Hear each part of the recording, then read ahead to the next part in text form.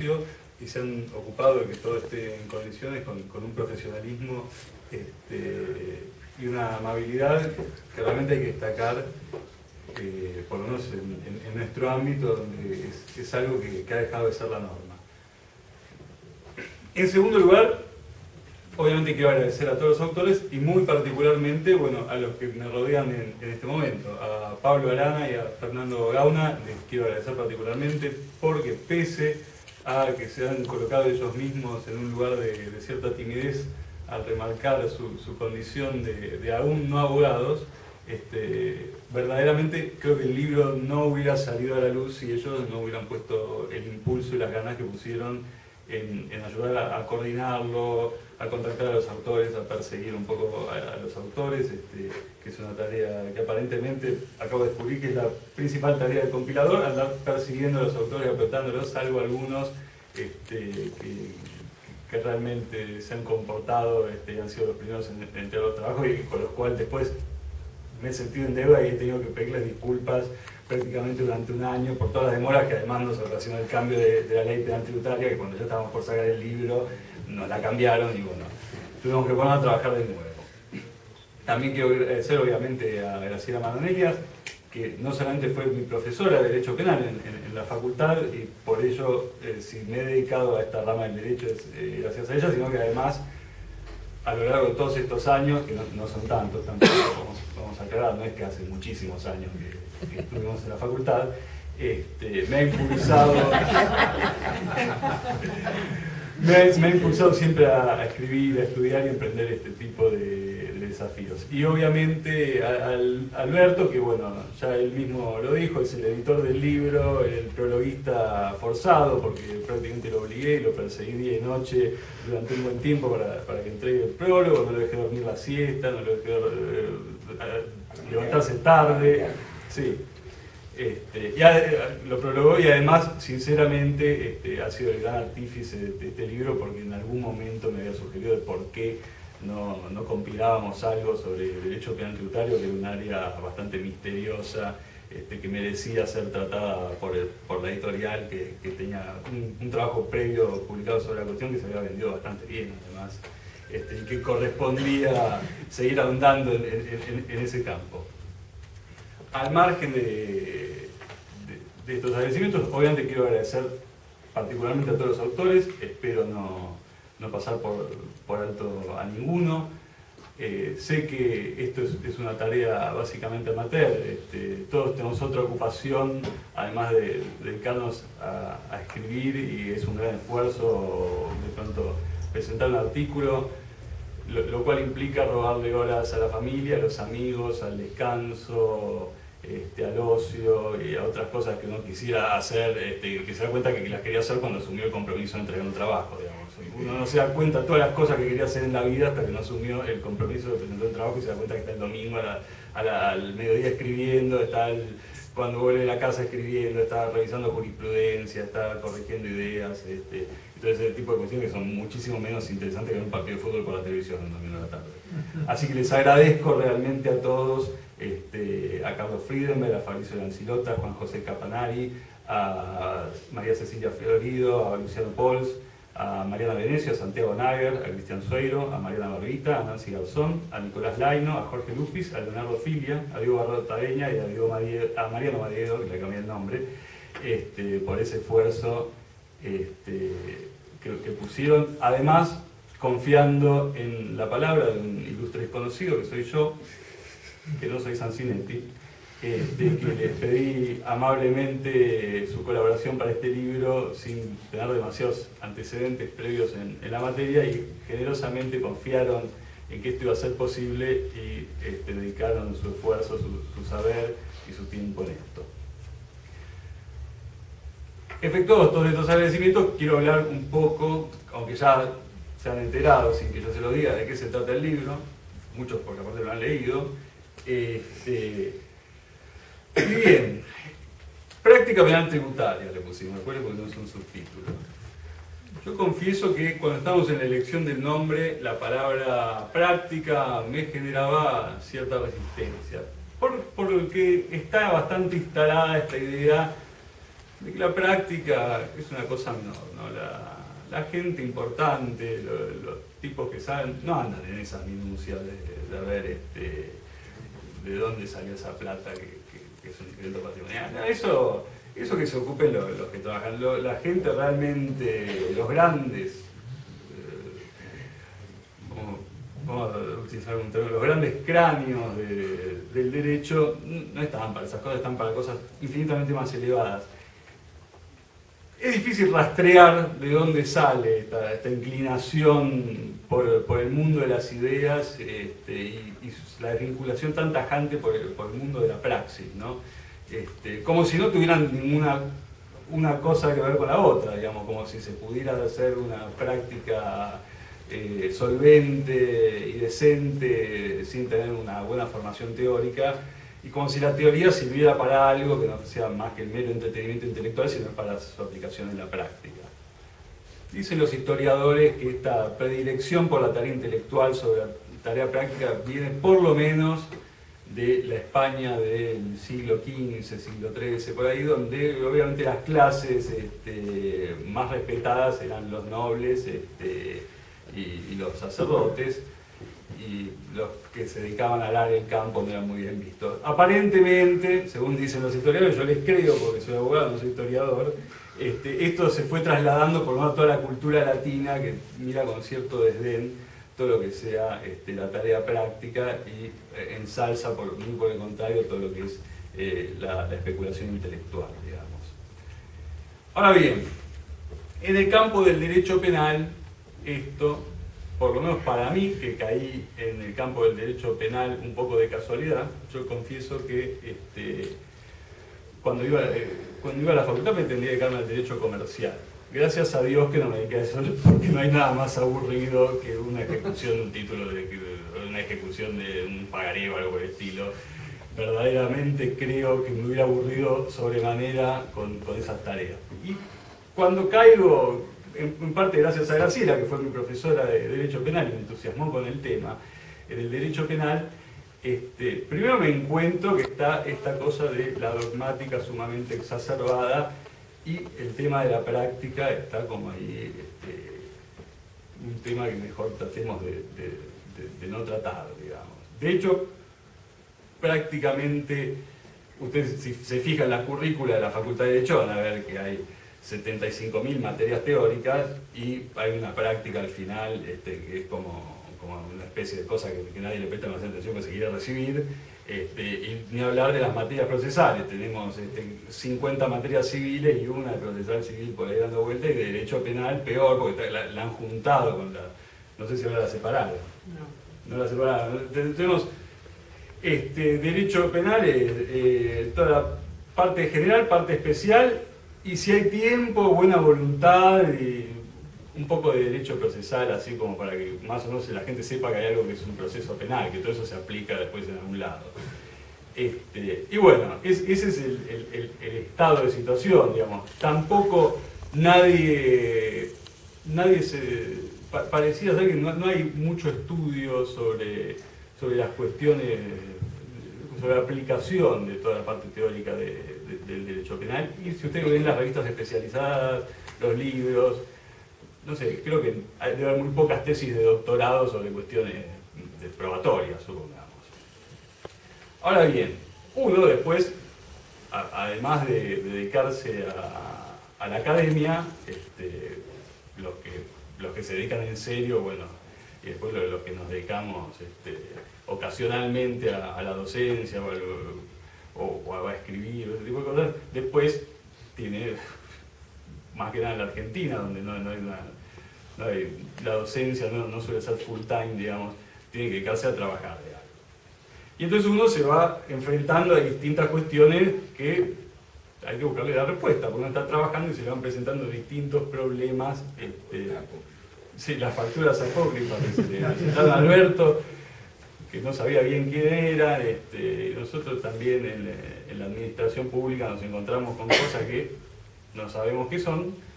Bueno, nosotros tuvimos la suerte, por lo menos en mi ámbito de trabajo, que hacemos una especie de coloquio cada vez que se presentan estos temas espinosos y tratamos entre nosotros de buscarle la vuelta, a ver cómo lo resolvemos. En parte de esas inquietudes que se nos fueron planteando en el trabajo precisamente es que nace la idea de este libro tal y como el libro es. Es decir, una aproximación a cuestiones concretas que se nos van presentando en la vida profesional, a las que le queremos dar el merecido vuelo intelectual y teórico que hasta el momento, por lo menos, corríjame si me equivoco, no se les había dado en la mayor parte de los casos. Eran temas a mi entender bastante poco tratados, que después uno cuando se enfrenta a un caso concreto necesita recurrir a alguna fuente bibliográfica, por lo menos para poder comenzar a abordarlos desde algún lado. A esto hay que sumar que este desinterés, más que nada, ahora me voy a centrarme en dos aspectos que a mi juicio son lo verdaderamente novedoso del libro, no porque la tercera parte del libro no presenta aspectos novedosos, que de hecho los presenta, sino por esto que les venía contando, de que la mayoría de la bibliografía son cuestiones que no tratan, que son las cuestiones probatorias y procesales, básicamente. Bien, cuando yo llego a interiorizarme sobre estas cosas del derecho penal, digo, bueno, a ver, ¿cómo planteo? ¿Qué es esto primero? ¿Dónde me paro? ¿Desde qué paradigma nos podemos parar a analizar el fenómeno del derecho penal? Y bueno, el derecho penal, no voy a seguir hablando de historia, pero como disciplina nace con el objetivo básicamente de limitar el poder punitivo del Estado. No es, por lo menos desde mi punto de vista, no es al revés, no es que no existía ese poder punitivo y se creó todo el sistema jurídico penal para encauzarlo, sino que era algo que ya existía, está desde las raíces mismas de la humanidad, y a medida que se fue, digamos, reivindicando el rol del individuo en la sociedad y su conflicto con lo que es el Estado, se introdujeron los principios básicos del derecho penal para limitar ese poder, y finalmente después de eso se armó toda la teoría que nosotros hoy analizamos básicamente cuando estudiamos la disciplina. Entonces, desde esta idea de que el poder, el derecho penal está para limitar el poder punitivo, es donde yo obviamente quiero empezar a trabajar esta obra. Después, obviamente, cada autor tiene su criterio particular, pero mi idea general es que había que ser muy cuidadoso en el estudio de todas las cuestiones procesales y probatorias, precisamente porque nosotros partimos del paradigma de que la persona que tenemos ahí sentada en el banquillo de los acusados, cuando le están tomando declaración indagatoria en el juzgado, partimos de la idea de que es inocente. Y precisamente, bueno, teóricamente partimos de la idea de que es inocente. Salvo que, bueno, uno a veces aplica inconscientemente las teorías lombrosianas y por algún motivo sospecha que no es tan inocente. Pero jurídicamente partimos de la base que es inocente. Y ese estado de inocencia hay que destruirlo. ¿Hay que destruirlo cómo? Recolectando pruebas que acrediten la culpabilidad de esa persona, y esa actividad probatoria está enmarcada además dentro de un proceso destinado a resguardar las garantías y los derechos de la persona, en el sentido de que tenga un proceso justo, que sea juzgado por un juez imparcial, que tenga derecho a defenderse, a producir contraprueba. Ahora voy a agregar algo sobre este tema de la contraprueba. Y por eso es sumamente importante la cuestión probatoria. Porque nosotros, si queremos que el derecho penal sirva para algo, yo tengo cierta duda de si realmente sirve para algo o no sirve para algo. Estoy cada día más escéptico, pero que no salga de acá porque tengo que seguir cobrando el sueldo el día de mañana. Bueno, hay que destruir ese estado de inocencia. Para eso es necesario en cada caso específico trabajar con determinadas herramientas que permitan llegar a la convicción de que una persona ha cometido un hecho típico, jurídico, punible, etc. Y como como les decía, hice una especie de paréntesis hace un rato, no es solamente una cuestión, el tema del desarrollo de la prueba no es solamente una cuestión jurídica porque partimos de que la persona goza de un estado de inocencia, hay una cuestión, digamos, de metodología científica también. Bueno, si nos vamos a la filosofía, más que a la filosofía, esta disciplina cuyo nombre me acabo de olvidar, que es la que estudia la ciencia. Epistemología. La epistemología, gracias. Vamos a llegar a la conclusión de que en realidad nunca podemos probar que un hecho es cierto, digamos. Nunca vamos, 50 millones de pruebas en un sentido no hacen cierto un hecho, una sola prueba en contra puede demostrar la falsedad de lo que estamos afirmando. Esto es algo que en el derecho penal lo ha estudiado bastante Ferraioli, o creo que se conoce así, eso que estudia italiano, que nos habla precisamente de la importancia de la prueba y más que nada asegurar al imputado la posibilidad de la contraprueba. Y todas estas son cuestiones que cuando nosotros nos ponemos a analizar jurisprudencia, vamos viendo qué hacen los tribunales, obviamente hay gente que trabaja muy bien en la justicia, pero a veces nos encontramos con cuestiones francamente sorprendentes. Vemos primero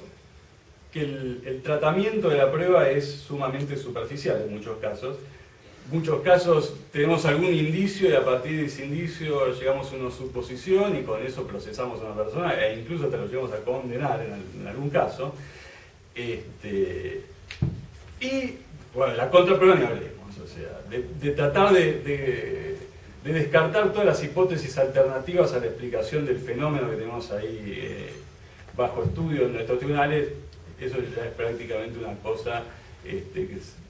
pareciera ser que es mucho pedir. Y bueno, me parece que es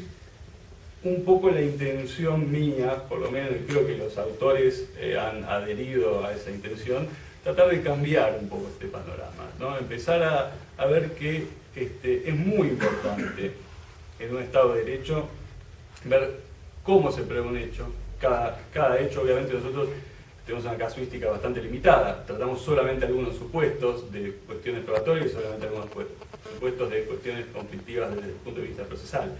Cada hecho en sí mismo tiene un abanico casi inabarcable, pero que es importante empezar a trabajar de eso con solvencia y con seriedad para ver cómo hacemos funcionar el proceso penal de modo tal de que si arribamos a la conclusión de que una persona es culpable o es inocente, lo hagamos de hecho siguiendo un proceso lógico, un proceso científico, razonado, que no nos permita otra conclusión que aquella a la que estamos arribando. Y sin tratar de recurrir, con esto casi termino, a ciertas teorías que se elaboran para tratar de sortear estas dificultades probatorias. A veces será quizá porque en el fondo sigo siendo un neófito, ¿no? Un extraño que se acerca a la disciplina penal habiendo iniciado sus estudios queriendo ejecutar pagarés. Pero a mí a veces me sorprenden cómo se van elaborando teorías sin ningún asidero jurídico. Entonces vemos que la responsabilidad objetiva por infracción de deber, porque más o menos había algún vínculo jurídico entre el que hizo, el que no hizo, una cantidad de cosas que llevan básicamente a sostener que una persona es responsable penalmente de un hecho, y en el medio nos olvidamos de todo, de cómo probar eso. Recurrimos a un montón de saltos lógicos de la teoría que no figuran en la Constitución, no figuran en las leyes, no figuran en el Código Procesal, en el penal, en ningún lado, y nos sirven para juzgar sobre la libertad, en definitiva, de las personas, que es de lo que se trata el derecho penal. Ustedes, algunos lo sabrán por experiencia, han estado de cualquier lado del mostrador, digamos, en la profesión, y saben que no es un hecho menor para una persona estar sometida a un proceso penal. Ni hablemos de si está privada de la libertad, pero ya la mera amenaza de ser privada de la libertad altera la vida de cualquier persona, digamos, altera sus relaciones, altera su tranquilidad, y bueno, digamos, es un recurso que hay que manejar con sumo cuidado. más que nada porque yo estoy convencido que no hay una igualdad de partes en el proceso penal. O sea, el imputado, por más poderoso que sea, nunca tiene el poder de meter preso al acusador, lo que sí tiene el acusador respecto al imputado. Por eso, creo que es importante el trabajo que hemos tratado de hacer junto a todos los autores, de empezar a trabajar todas estas cuestiones. Obviamente es un tema que no queda ni remotamente agotado acá, y siempre pensando en lo que nosotros quisiéramos que sea el proceso penal, lo que desearíamos que sea, y bueno, que gracias a estos aportes creo que podemos hacer nuestra pequeña contribución para que sea. Ya para terminar, agradezco nuevamente a todos los presentes, agradezco a Nani Orlando, también socia de Editores del Puerto, que fue quien en la práctica también se ocupó muchísimo de que este libro hoy lo podamos tener en la mano, y bueno, era simplemente eso lo que les quería decir. Les agradezco nuevamente a todos por haber venido.